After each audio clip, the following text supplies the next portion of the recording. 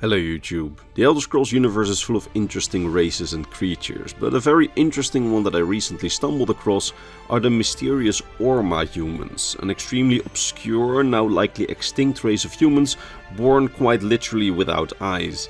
There's very little information on them, but they're so interesting that I did want to share their story in a video, so let's immediately kick off with the video and not waste any more time.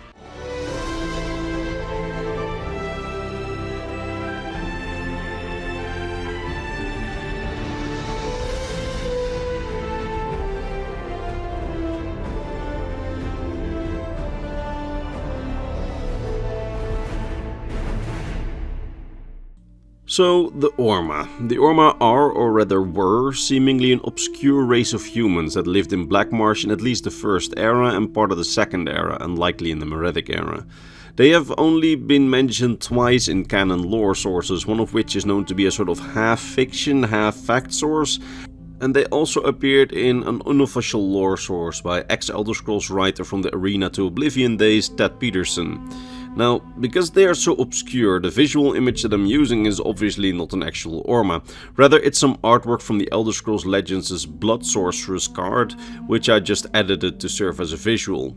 But I found this artwork to be very on point as to how I would imagine the Orma, the mysterious sorcery and kinda tribal clothes, minus the eyes, almost exactly how I would envision them, as in lore they are described as humans born eyeless, with empty eye sockets.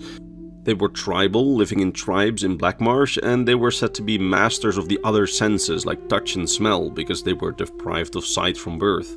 And the unofficial lore source by the ex-writer adds to this that the skulls of the Orma don't even have eye sockets, but that's kinda doubtful in canon, but still, it's how a writer at the time envisioned them.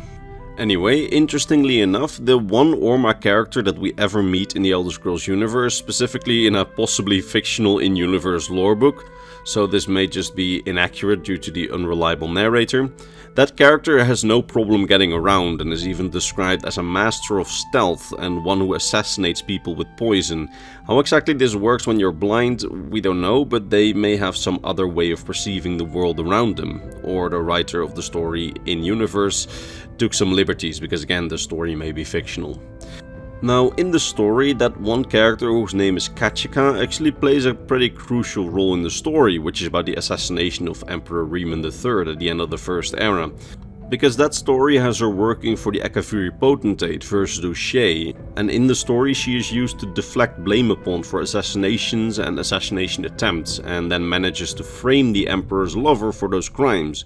Now, that book series, the 2920, the last year of the First Era series, is actually very much worth a read, or if you want to listen to it, my friend Burnett has made a full audiobook playlist of that series, which is pretty neat, and which I will put in the description, so check that out and tell him who sent you, if you want to consume that book series through audiobook. Anyway, like I mentioned before, the Orma were originally native to Black Marsh, where they lived a tribal lifestyle. In fact, once upon a time in the Meretic First and early Second Era, Black Marsh was actually home to several human tribes, specifically the Horwali and Yespet humans, that we know literally nothing about other than the names of their tribes/races, and the silver-skinned Kthringi humans, which I already made a video about, and of course the Orma humans. In-universe scholars speculate that all these human races from Black Marsh, which all lead a tribal lifestyle, were at one point banished to Black Marsh and then settled along the waterways and ponds as tribes, then evolving to adapt to the environment. Why the Orma would lose their eyes or the Kthringi would evolve to have silver skins as an advantage in the swamps, I have no idea. Although it might be possible that the Orma being born without eyes is basically a race-wide curse or something, just like how the Dunmer were cursed by Azura with grey skin and red eyes, but that's just speculation on my part. But another theory, which I think is a little more likely, states that the Horwali, Yespest, Kthringi and Orma humans are, or rather were, the remnants of Tamriel's original human population. A human population which was far weirder and evolved further away from the human races that we see in the games than we're used to. In order to understand that argument, you have to understand that the human races that we see on Tamriel likely didn't all originate on Tamriel. You see, the Redguards are the descendants of the Yokudans, who migrated to Tamriel in the early First Era from their ancient home of Yokuda, and the other human races, so the Bretons, the Imperials and the Nords, are likely descendants of the so-called Needs, who migrated to Tamriel from Atmora in the north. Although there's also a second school of thought which states that only the Nords came from the northern continent of Atmora, and the Imperials and Bretons are descendants of those native to Tamriel.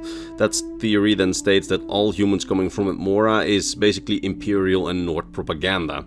Now, explaining why I think the first school of thought, so the Bretons, Imperials and Nords descending from the needs of Atmora, is the most likely of these schools of thought, is a bit beyond the scope of this video and will make the video stray far from its topic, so I'll leave my video on Atmora in the description so you can hear my arguments there.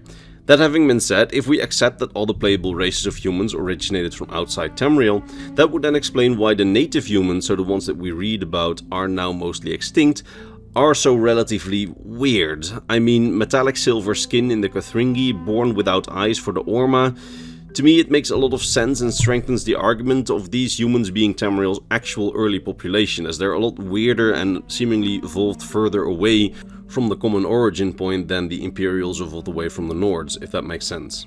Which then implies that the Imperials and the Nords were probably closer related, but that's just speculation on my side.